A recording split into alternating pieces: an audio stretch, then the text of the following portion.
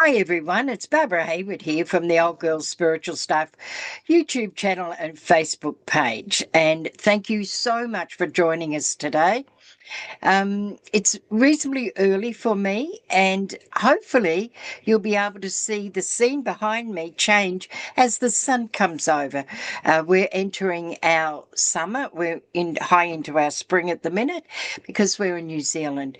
And today I'm interviewing the most yummiest, scrumptious lady.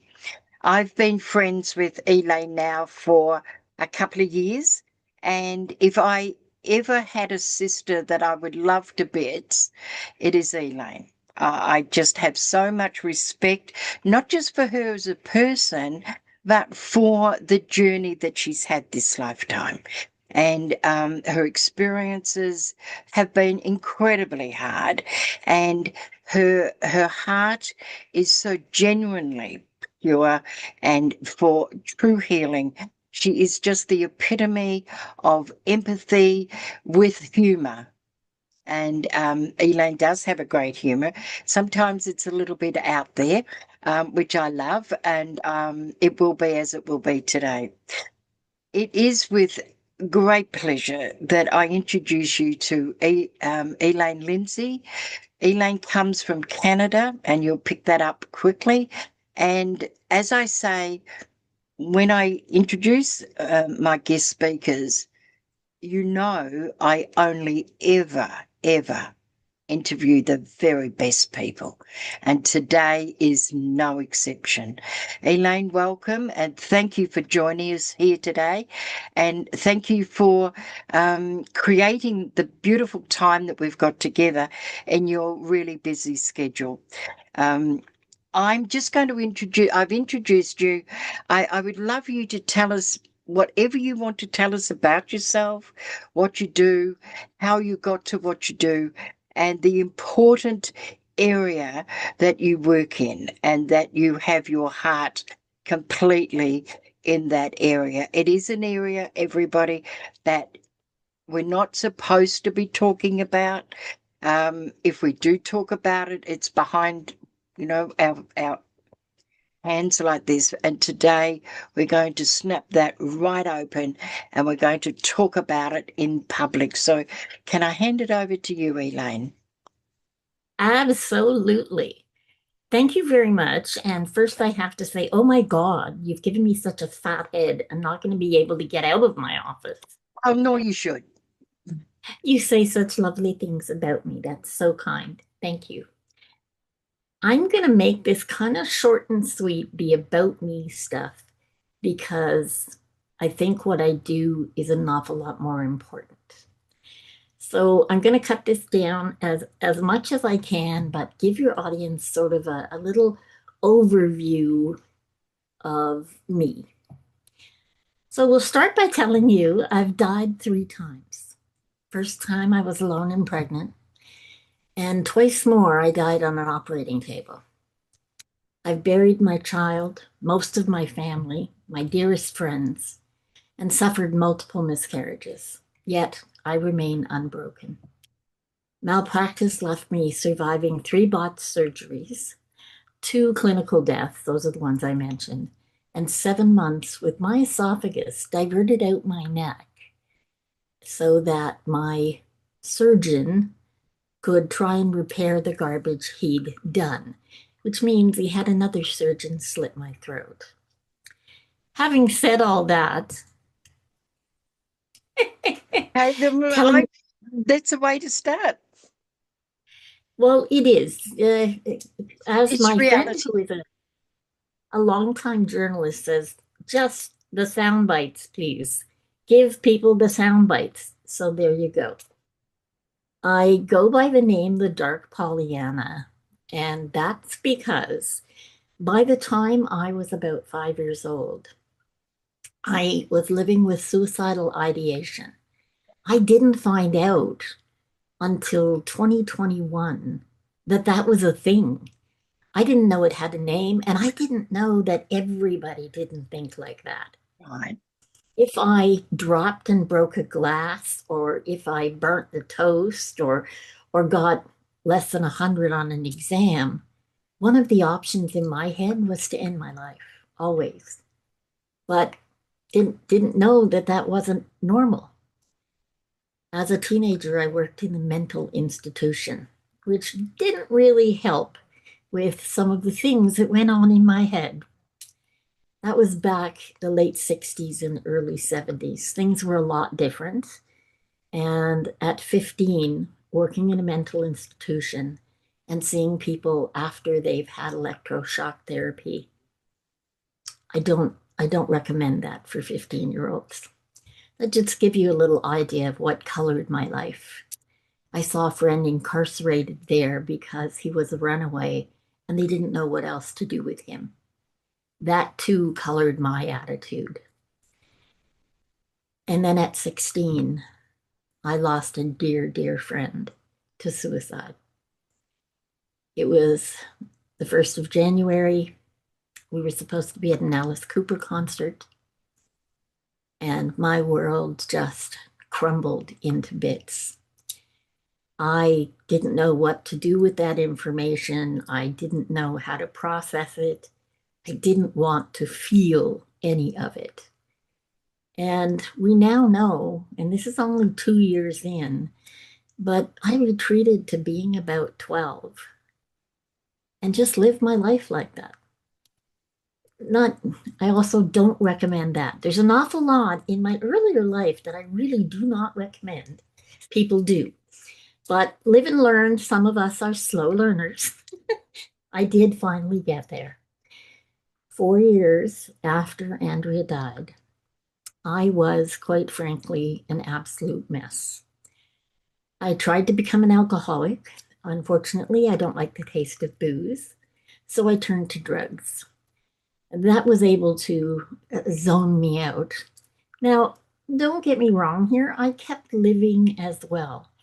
I basically haunted the cemetery, expecting to get answers, which I never did. But I also went on living. I got married way too young. I had a child, also very young. She's absolutely gorgeous. She's now 52 years old.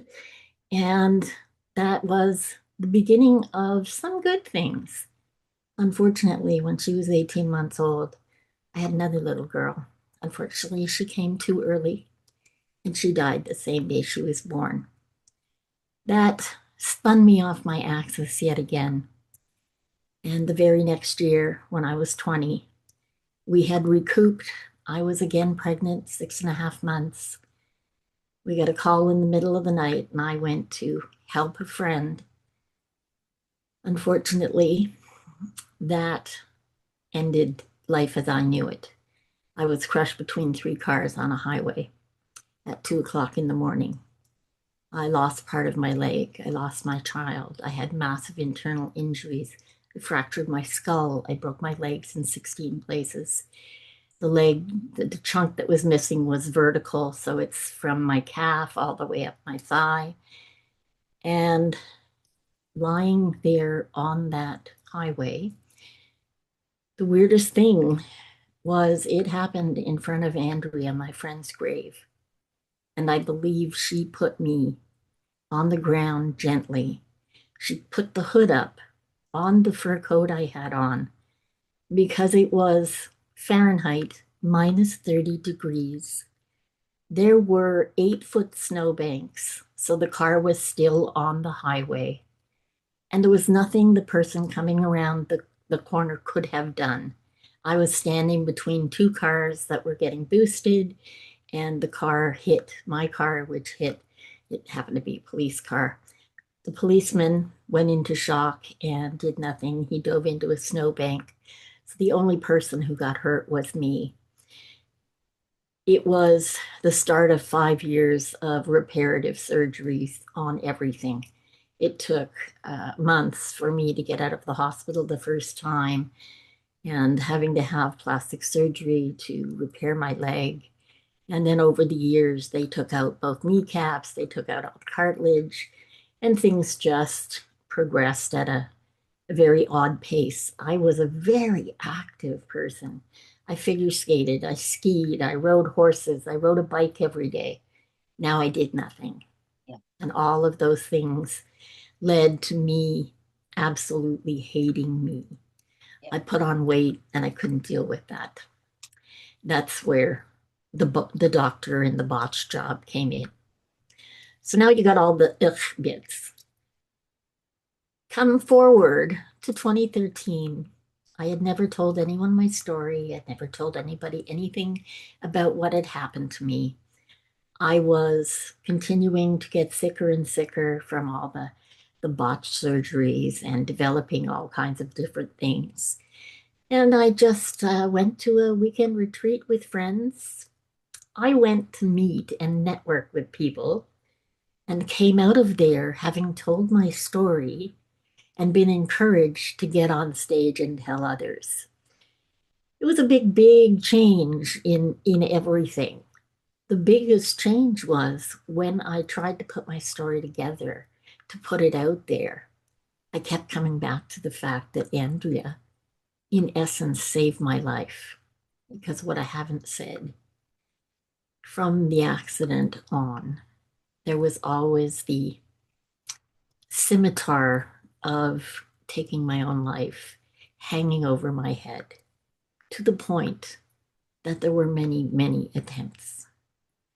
And one time waking up in the hospital after having my stomach pumped with charcoal, I, of course, lied my way out of it. Never had to see anyone because I guess I was a pretty good liar back then. You learn how I was to also pretty good. maneuver. Yeah. Oh, yeah. You learn how to maneuver when you don't want to tell people. Had they just rolled up one of my sleeves, they all would have known. However, at that point, I was still deep in the throes of all kinds of pharmacological goodies because the one thing the doctors did, particularly the bad doctor, was try and keep me as high as a kite because then I wouldn't ask questions. Yeah. He hated the fact that I asked questions, and I did that a lot. All of that to say, from 2013 to about 2018, I did tell my story, but I kept living with imposter syndrome and I kept talking myself out of people said I should write a book and all of these things. And I was still so caught up in this feeling of not just imposter syndrome, but not being of value, of having no worth. And my parents, my husband, and now I'm on another husband. In 1982, I had a little boy. I was very, very ill during pregnancy, so spent most of it in hospital. And it was the next year that I had the botched surgery. So my daughter, who had been 2 when I had the accident, now went through this again when her brother turned 2. And it was really hard on her. She was 9 years old when I died. And I know that sounds crazy because I'm sitting in front of you, but it was not crazy to the family. It was terrifying. I had had an experimental surgery, and people did not know what to do with it. They didn't know enough about it. And that made it hard as well. The Can other I just thing was interrupt you there? yes, What type of year are we talking about? what type of So surgery? no year. Year 1990, about 83. in the 80s. Okay. Yeah. 83 to from September of 1983. I got to go home for Christmas. I wore a colostomy bag on my neck. You can read about that on my site. But I was in until April of 84 when they tried Just to to put give my us neck a back together. Yeah, just to Yeah, give us an era, because back in those days things were just beginning and we were discovering and inventing and creating, absolutely. where today we're more up to date Well, and we've got also, you couldn't ask a doctor anything. a They were different kind of on energy. Yeah, high. yeah, yeah. Yeah. And I guess that really annoyed the doctor that I wanted to know what was going on. Yeah, And the funny thing is, had the doctor just told us that he'd had a problem, it wouldn't have been a problem because we would yeah. have told him what was going on within me, and we may have been able to turn some of it around. But That's what will hindsight. be, yeah. And I think I needed all these lessons, one, because I'm really hard-headed, and two, in order for me to help others, I had to be able to empathize with people. And believe you me, I can now empathize with people.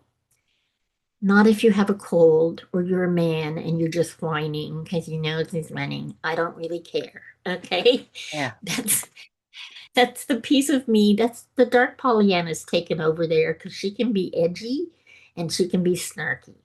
But she, as I say, is finely tuned to chaos with boatloads of compassion. And in 2018, I went off to Toronto.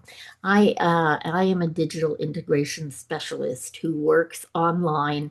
I work with AI. I did machine learning. I teach people how to use social media and tools and websites and what have you. So in 2018, I was invited to LinkedIn in Toronto. And I went down there to take a tour for the day. And when I got there, coming up through the subway, I stopped to buy a case for my phone. And I ended up buying this Kate Spade case because it had sparkles on it. I'm a glamma. That's not a speech impediment. It's I GL. like that. Thank you. Thank you. I'm into bling and diamonds and all of that. And this little case had flowers with beautiful rhinestones on them, which made me happy. But the salesman said to me, "Oh, it's very sad. We just heard this morning that Kate Spade took her own life." It was like somebody punched me in the chest. I thought, oh my God. Like, she wasn't one of my favorite designers. I didn't have much of hers, but I knew who she was. And it was like, oh my God, why would you do that? And in the back of my head, the why was, well, if it wasn't for Andrea, you'd already have done it 50 times. Yeah. Andrea, my friend, was always nattering in one ear, saying, "Do you really want to do that to your family?" When the bad part of me would take over and say, "Just leave, just leave." And that became sort of this weird little rumble in the back of my head for the rest of the day. Coming home on the train, I kept thinking about this woman and like how awful that she felt she needed to do that. Within a couple of days, Anthony Bourdain, the chef, took his life. Wow. And for me, it was divine intervention, the universe saying, "Elaine, okay, get off your ass and do something. You have done all these digital things. I ran a show since 2012 where I just interviewed people because I wanted to. And so I thought, you know what? I'm going to start a podcast. I'm tired of hearing about people dying. Okay, this is not right. They don't talk about suicide. It's all this shame and stigma, and people are silent. And you said it, Barb. It's whispered behind your hand. People don't want to say that someone died. Andrea was one of my best friends, and she was Jewish, and I grew up Catholic. And the funny thing is, my parents were great people, but when I went home and had to tell them this, I I felt protective over Andrea because she was a different religion.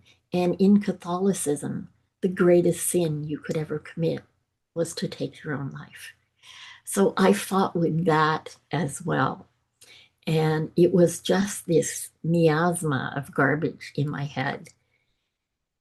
So over the years, I realized that it didn't really matter if I wasn't a mental health specialist. It didn't really matter that I hadn't gone to school. I wasn't a doctor. I wasn't a nurse. I was someone who had lived experience. And what I will say now, before I was 30 years old, I lost 6 people to suicide. Right. And knowing that that can happen at any time, Yeah. and knowing it even more so because it was like breathing for me. It was part of every day. Now, the Dark Pollyanna, the name, comes from, I think I must have been 6. We were moving away to Toronto. We were leaving my grandmother and my aunt in Ottawa, which was 5 hours away. My whole world was turning upside down. My father had joined the Canadian Air Force. He had been in the British one before we came to Canada. And I was really at sixes and sevens. I did not want to go. And in my little head, this was time. I needed Yeah. to be done. I was going to exit. And then my aunt took me to see Pollyanna. And Pollyanna played the glad game, something her father taught her. And she was sent away to her aunt's, who was a very upright, very, no nonsense lady, very, very rich, who kind of ran a town. And Pollyanna ends up breaking her legs and being paralyzed. And it all turns out well because through it all, she plays the glad game. And something took hold. And the ideation guy was not such a big thing anymore because Pollyanna was there to kind of counter it. Yeah. And when it would suggest that I just end it, Pollyanna would show me a new chipmunk or a squirrel or take me to the creek for a swim or something that I could be grateful for. Didn't know it was even called grateful back then. I Right. just did it. And in 2018, the original podcast was called Keep Breathing. And I puttered along with it for a couple of years. And I had some wonderful guests who had lost, siblings and mothers and fathers and children. And at the beginning of 2021, as I limped along doing 1 month on, 1 month off, I really didn't have a good direction for the podcast. Right. 2021, I went to a vision boarding Mm. with a client and some other people. And at the end of the day, they went around and asked everybody, so, what's your plan now? And weirdly enough, it was coming from my mouth, but something was saying, well, I have to be on this mission. I have to end the stigma, the silence, and the shame surrounding suicide. And the woman giving the workshop said, excuse me? Like, um, and after she said to me, where did that come from? Because she had no idea Mm. about any of it. But in 2013, when I first told my story, one of the biggest takeaways for me was that I owed my life to Andrea. Yeah.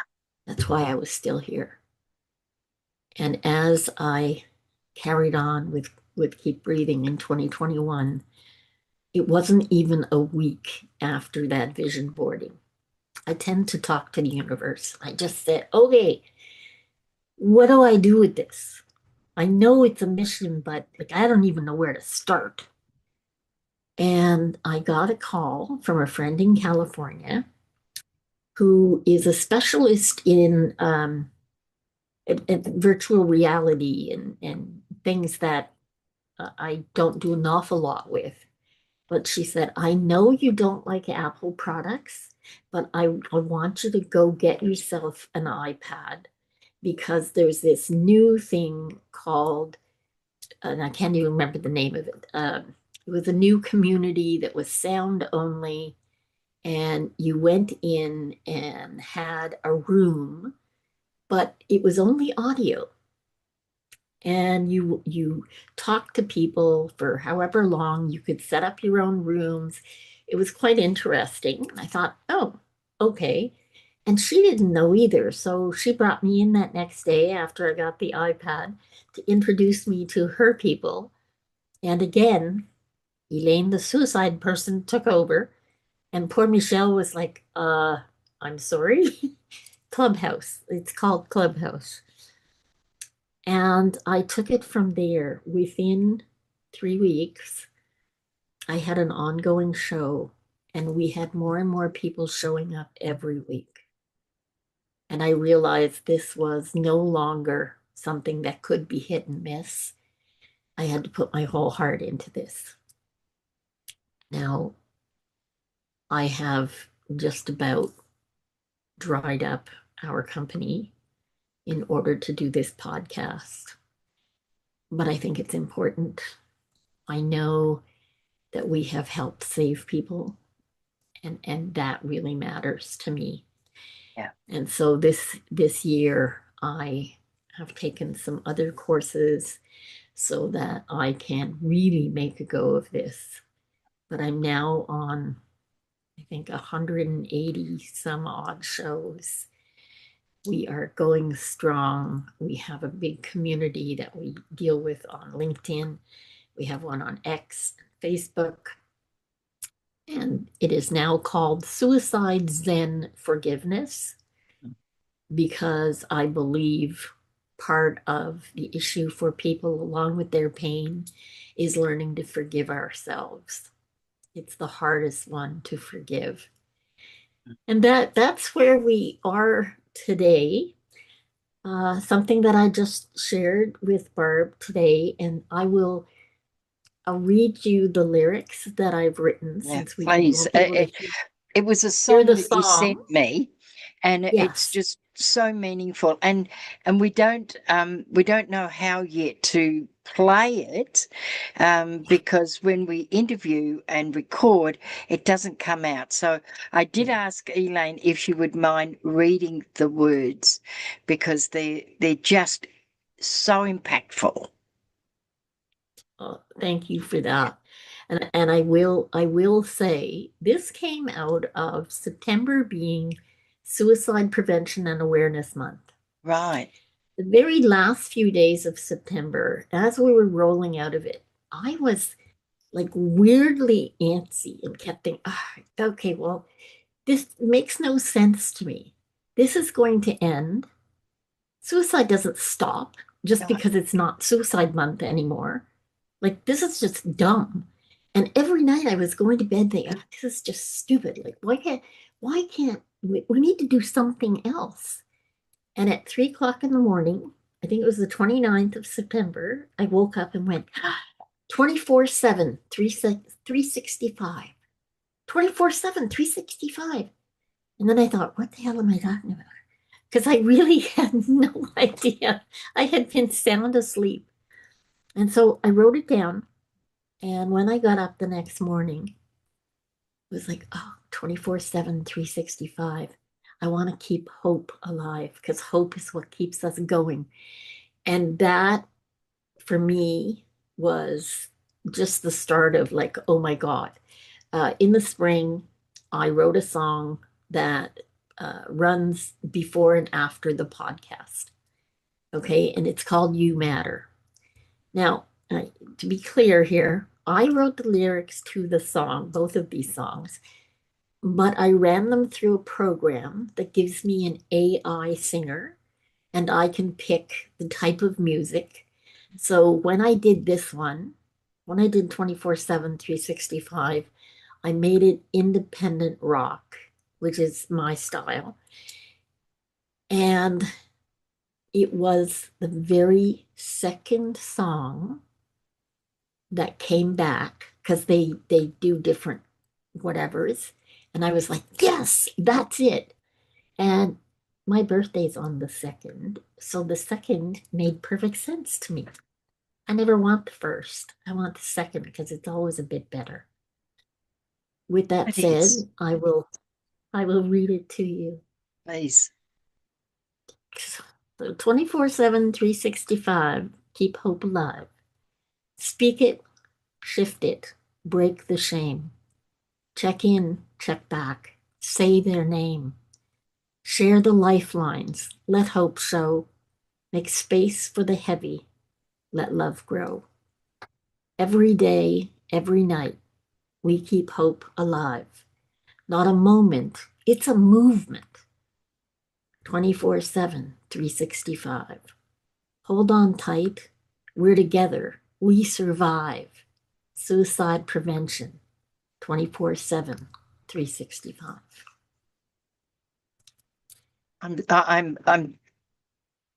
That is just,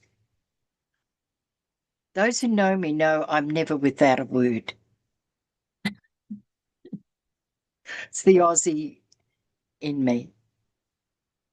But that is just, it's perfect. Well, thank you. To me, it's divine intervention Yeah. because I didn't know what to do with it. I just knew that I couldn't live with not doing something. Yeah. Yep, absolutely. And so I'm putting it out there that this is a campaign to keep the conversation going. Yeah. I crafted a new hashtag and it's conversations. Because if you Wow. start a conversation, you can save a life. Yeah. And in today, with the energy globally that is so vile and so awful in its entirety. Now, we do have beautiful as well. We've always got the Oh, juxtaposition, yeah. right? Yeah. But there is a universal energy, a spiritual energy that's coming through that is a cleansing energy, but it's a very hard energy because it's like a jackhammer that's got to cut up hard concrete. And so we've got all this going on in the world and globe and so much bad news and everything. And we've got so many wars. We've got so much going on. Now, if I can just share something here with the audience, and it's all about this. I was speaking to a friend several years ago, maybe 10 years ago. The conversation doesn't matter, but she said to me, it was to do with, I was joining an organization that was helping people with PTSD. And it turned out that it was not right. It was, I don't know the right word. I'm going to call it a sham. And we were all caught up in it. It wasn't legit. But anyway, and I said to my friend, I said, look, I don't know anything about PTSD. And she said, Barb, of all the thousands of people I know, you know you are living PTSD. I said, I'm not, because in my mind, to get PTSD, you have to go to You war. have to be in the military. You have to be in the military. And then and she said she disagreed, and I disagreed with her, and I said I didn't have PTSD. And then I went away and I contemplated on it.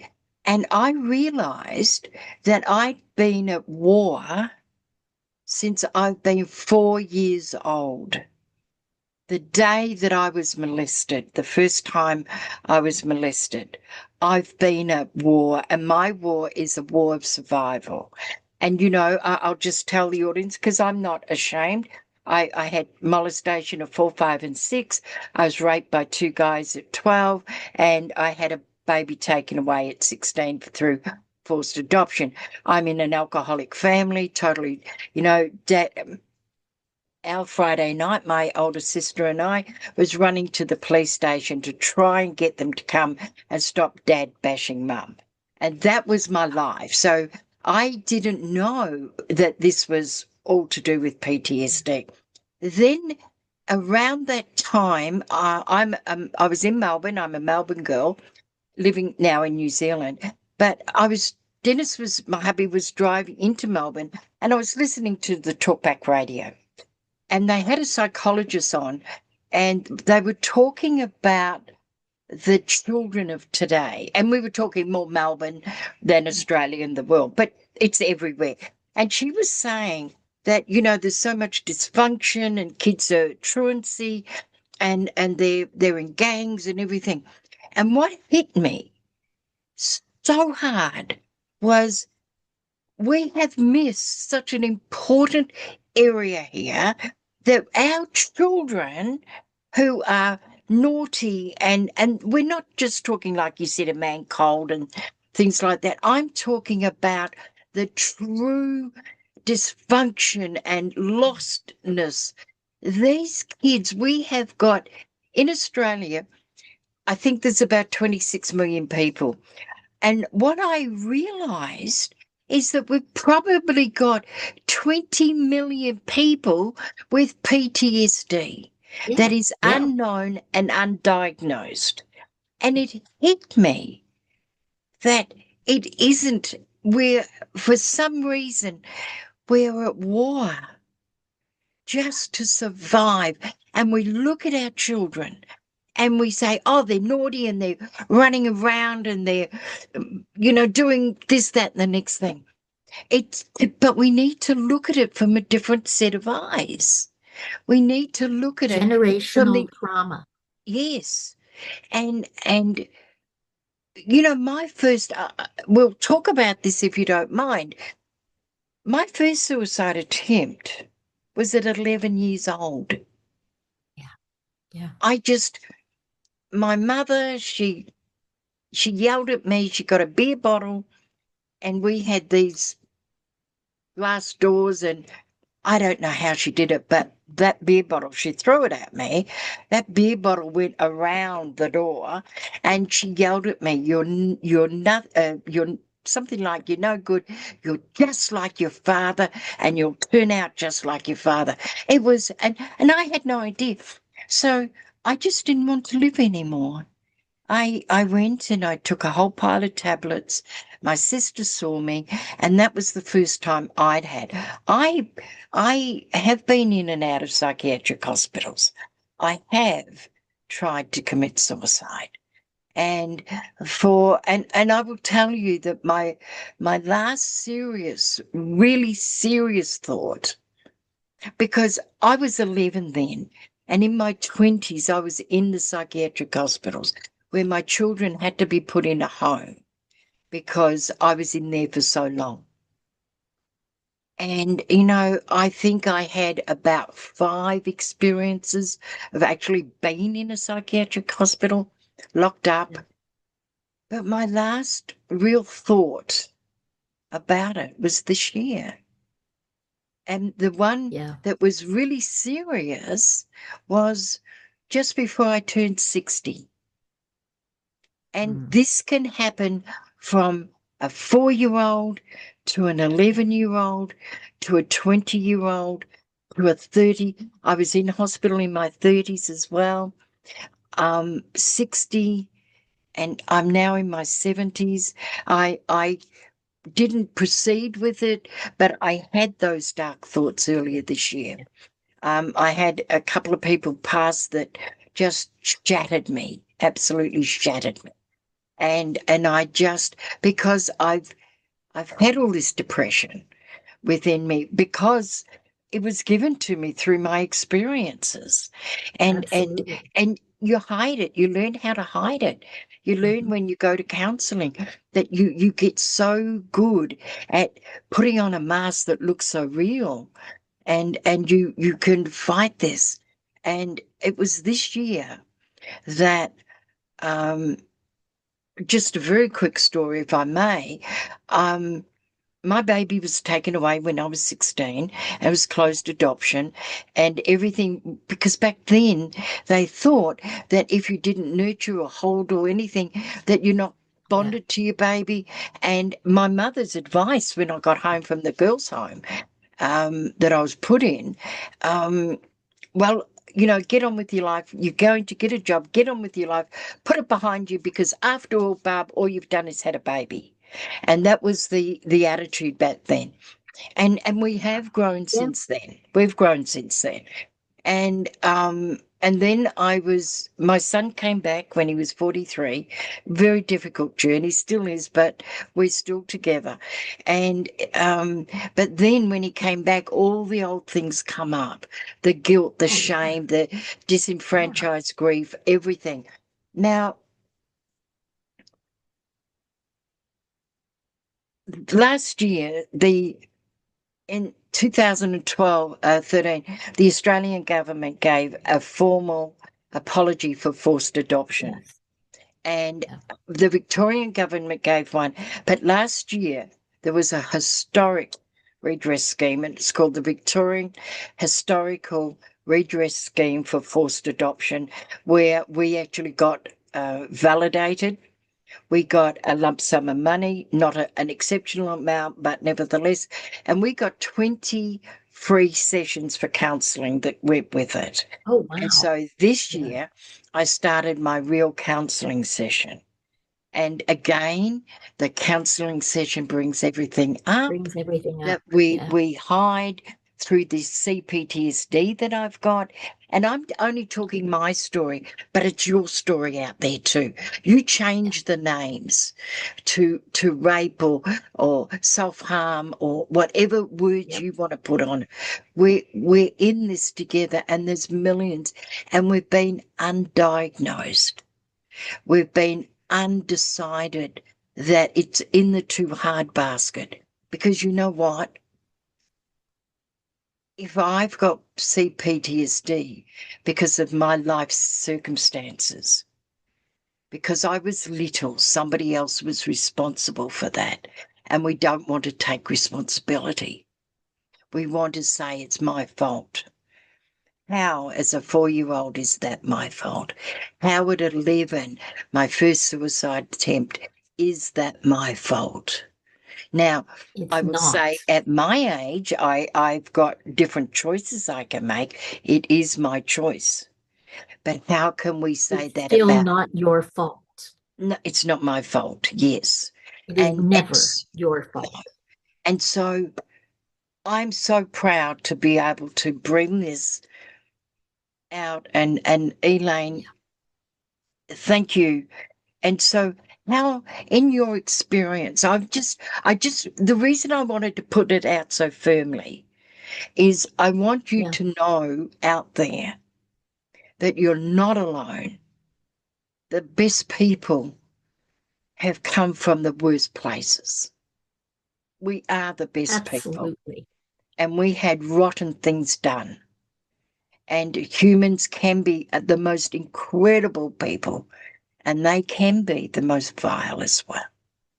We have we have lost in the journey of nuclear families since the 70s. We have lost compassion. We have lost empathy, and we're gaining it back. But this, if you are in a situation, please call out for help. If you've got a neighbor who is lonely, go join them for a cuppa. It sometimes when I've been at my lowest, and I'll ask you this, somebody rings you up with a chirpy voice and asks truly how you are. It doesn't matter your response, whether you say you're really good or not, but they can spark you alive. They Yes. can bring that spark back. Um, how do you see where we're going now? We've gone through this, and the energies out there are really harsh. They're really, Oh, they really harsh. absolutely are. But what I interrupted with a while back, Mm. Trent, it is generational trauma. Can we talk about Something, that? okay, yeah, because, and I only know this because I went through it and I told no one because of something else that had happened to a family member. And I found out that this goes in cycles with generations. So if I can, I'm just going to take a couple of minutes. And Please, as long as I you have like. said this before, but not to too many people. I was molested when I was 8. However, just prior to that, and again, it's only in the last 2 years that I have put the puzzle together. My cousins lived upstairs in this apartment building that we lived in. It's a slum in Toronto when I was growing up. We didn't have a lot, but there were quite a number of Scots families in the building. And one day I was going out to play. We backed on a ravine on one side, and there was a park at the other end of these four buildings. And I was running down the stairs to go out because I never stayed in the house. I was always out in the ravine, climbing trees, whatever. And as I got downstairs, my Aunt Kathy came up the stairs. And I thought, oh, she always looked super tidy and she was always completely buttoned up and she was a mess. Her buttons were like one button was falling off and her shirt seemed like awkward. I'm 8 years old. What do I know? But she just didn't look right. And she grabbed my arm so hard she hurt me. And she said, come, you have to come upstairs with me. And she dragged me back up to the fourth floor. And I'm saying, no, I'm going outside. Like I don't want to go up there. And when we got up there, she got in the house, she slammed the door shut, she hugged me, and then told me to go ahead and go outside. I've never been so confused in all my life. That night, all the adults seemed to be whispering, and people were coming and going from everyone's apartment. And we were not allowed out to play after supper, which was so unusual. And all the men disappeared after dinner. And later, there were police cars, and there was a big ruckus in the building. And we kids only heard certain things, but the janitor had been taken to the hospital, and my uncle and one of the other men had been taken to the police station. And we figured out by the end of the week when my aunt and uncle were evicted from the building that something had happened that we kids didn't understand. We just knew it was something very wrong, and they were getting kicked out. So I don't know, weeks, a month, I'm not quite sure. It couldn't have been very long because they had only been gone a little while. Anne and Cynthia, my cousins, were very close in age to me. And the next door neighbor to them asked for help doing something in the where the lockers were in the basement. Now, it was very minimal what he did to me, but it was enough that I knew it was wrong. And I went running, but didn't think of it until last year when I actually was talking to a psychic who, apropos of nothing, said, honey, it wasn't your fault. I thought, what? She goes, you were trying to help and you didn't want to have your parents evicted? She said, I'm not quite sure what that's about. And it all came flooding back. I said nothing because I didn't want my parents to get evicted. But that man his wife was pregnant at the time. I remember that. And he made a habit of talking to my father whenever he saw us. And I became an instant vomiter. My parents never understood what was going on. But every time he came, whether we were at the shopping center or we were in the parking lot or wherever he was, I would immediately vomit. And they took me to doctors and nobody knew. And finally, in 2015, I worked with a spiritual advisor. I never went to therapy or anything like that because I worked in a mental institution. I volunteered from the time I was 12. So I had all these rules in my head, and I'm a hell of an actress. So I never let on anything. But all of this, like, it was almost weird training for not telling people stuff. The spiritual advisor cut through it. And in 2015, she said, you have to tell your parents. You have to tell your parents. And no one could have been as shocked as I was to find out that my mother had a much worse time in her own home after my grandfather died. And when she got away, she ran through this long park. And on the other side of the park, there was a bookie and a bar. And that's where my uncles were, or her uncles, I guess they're my great uncles. And they came out and saw her and managed to get out of her what had happened. She was, I think, 15. And they went and took this man and almost beat him to death. And she had to go to court to be a witness against her uncles. And we since found out it happens generation after generation after generation. And if we don't break these generational traumas, if we don't get them out there by keeping it silent, I cause more problems. And my mother, in essence, got lucky in that she couldn't keep it quiet because my Situation. uncle saw. Yeah. Yeah. And therefore, in a weird way, I was less traumatized Yeah. than anyone I know. And that's a good thing. But when you put it into a child with suicidal ideation, it does make you much more A, of an actress, and B, like highly paranoid. I was, by the time I was 13 years old, the people that I hung around with, I went to a parochial school, which was downtown. I had to take 3 buses to get home. And because of that, my parents allowed me to stay out on a Friday night with my friends, which were downtown.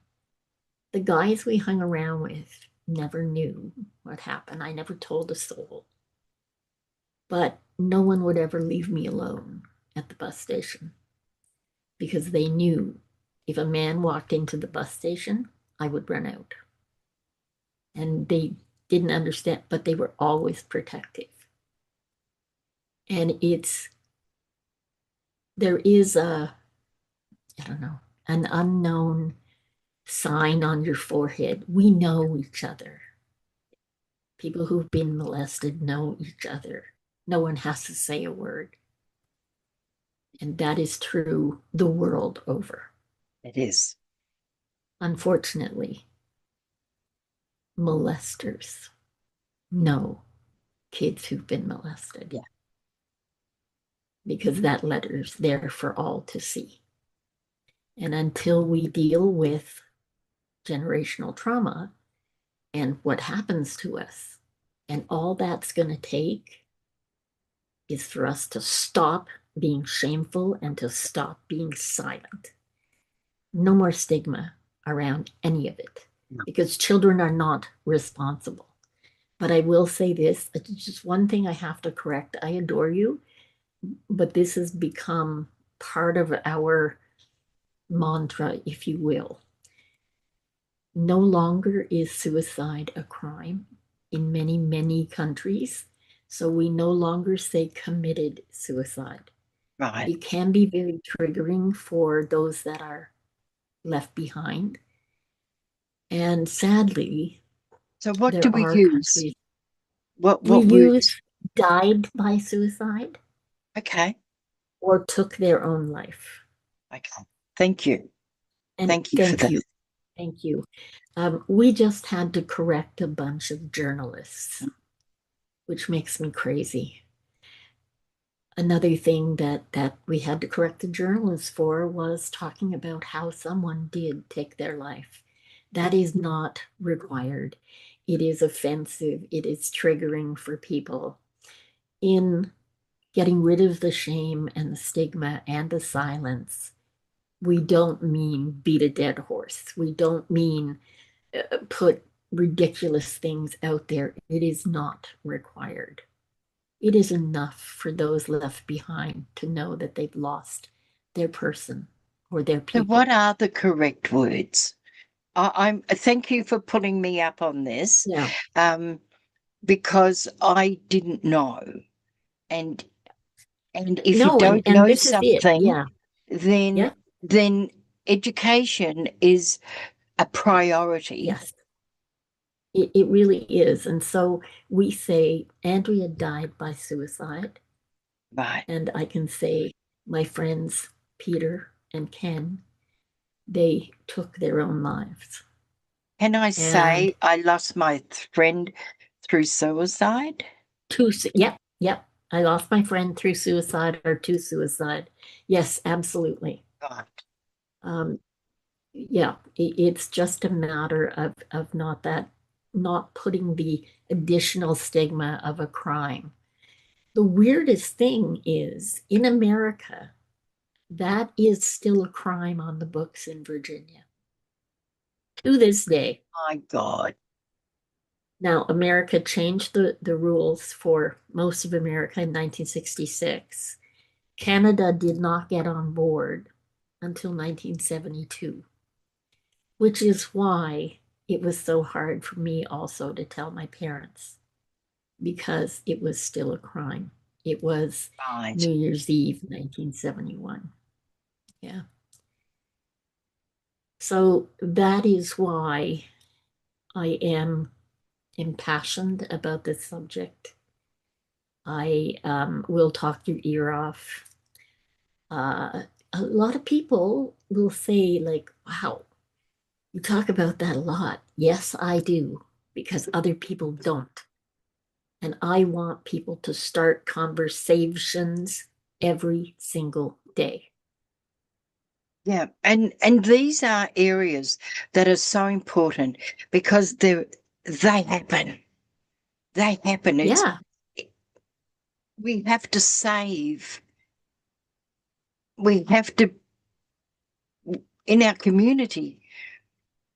So many people are damaged yeah, through yeah. outside sources. Yeah, no fault of their own. And you said it, Barb, you brought up something that's really important to me as well. We've talked about, okay, this nuclear family. See, I came to Canada with my mom, my dad, my grandmother, and my aunt, because rather than bring the furniture, my father and mother chose to bring my grandmother and my aunt Right. because family was the most important thing. Yeah. And that is why, okay, my 92-year-old father died in March, and he's the last person I had, but he got his wish. I was able to keep him in his house, even with dementia. He was 5 minutes away from us. We ended up having video in the house so we could see he was okay. And for the most part, he still knew us when we lost him.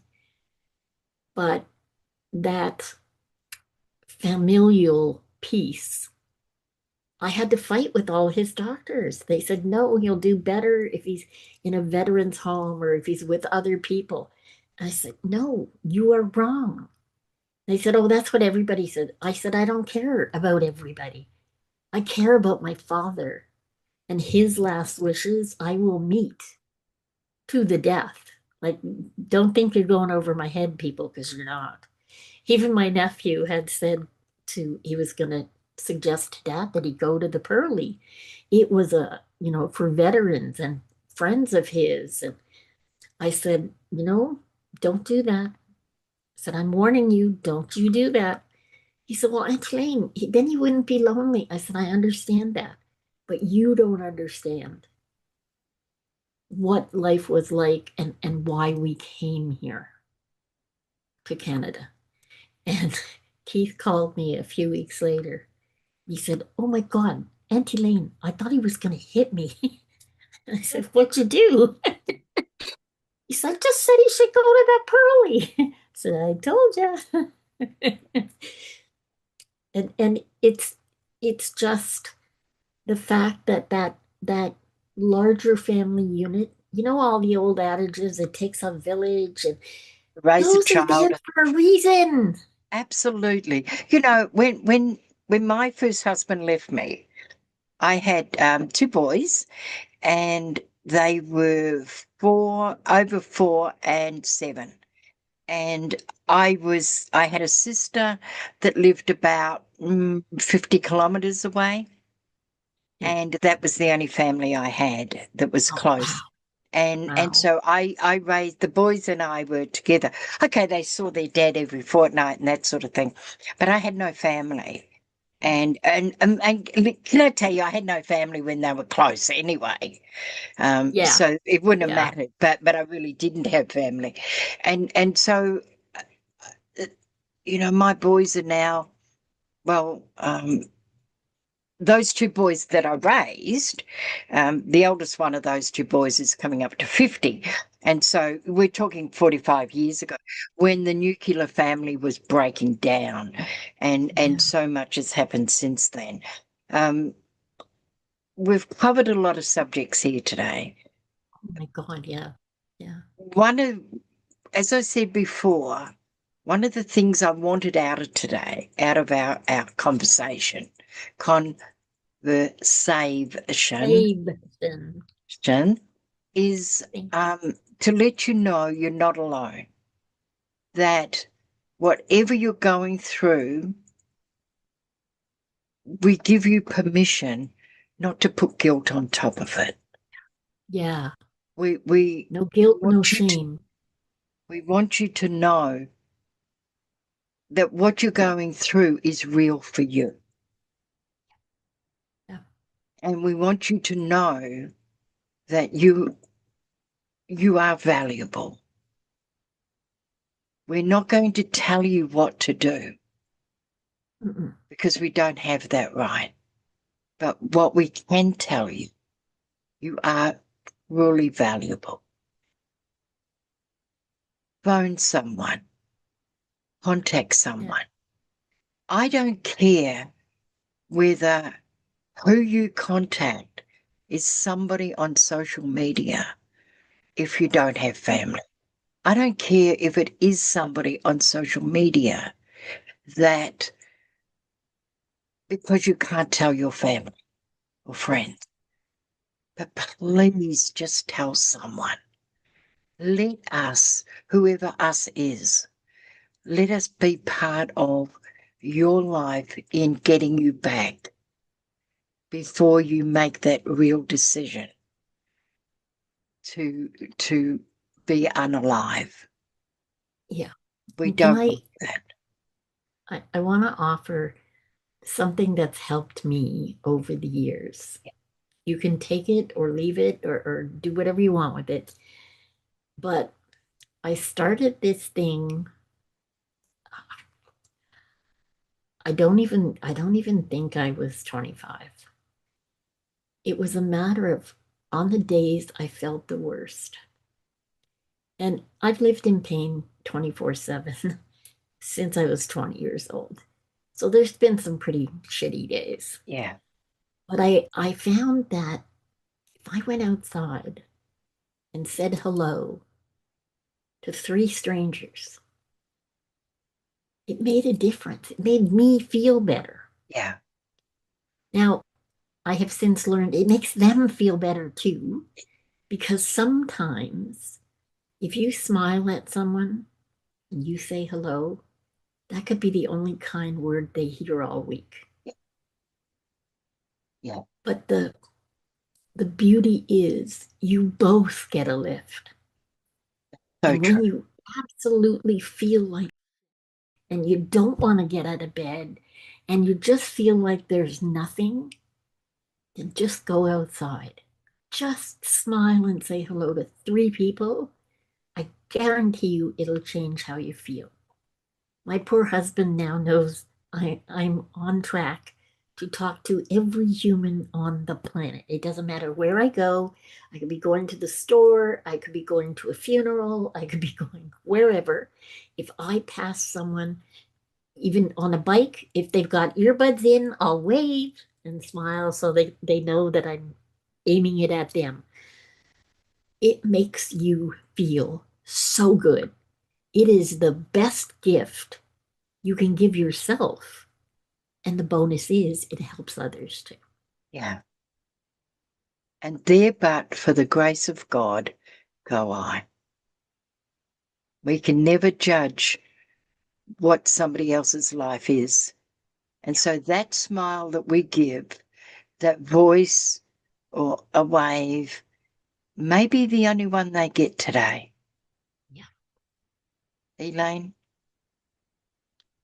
thank you so much. What an absolute pleasure. And it is to even, I mean, I'm blessed. I talk to you. I haven't spoken to you this year because of circumstances and what have you. And I do miss my sister, my Canadian sister. Um, Thank you for the work you do. Thank you for your voice for those who are voiceless. Thank you for bringing this taboo subject. There's still a few little taboo subjects that we need to bring out into the open, get the sunlight on them, make them just like our normal conversation, because it's only when we break the taboos, break the whole thing. And this is where I thank the Australian government for breaking the taboo of forced adoption and who they believed us girls were at the time, and bringing into normal conversation. There's so much that people who have been so disenfranchised over the decades that we need to bring it out. And if you need help, please, please ask for help in your community, in your area, whatever your lifeline is there. Please phone them. You are not a nuisance. You are nothing but valuable. Please contact them. I will put Elaine's link to her, all her pages and things like that, so that if you want to, you can contact agencies that she's got that can help you anywhere in the world, and they can put you onto the right places. Elaine, thank you so much. And can I say to everybody, as we go now, I told you, didn't I, right at the beginning, I only ever interview the very best. Thank you. And until next time, take care, be strong, and don't forget to breathe. Remember, you matter. Do matter. Without you here, the jigsaw puzzle is not complete.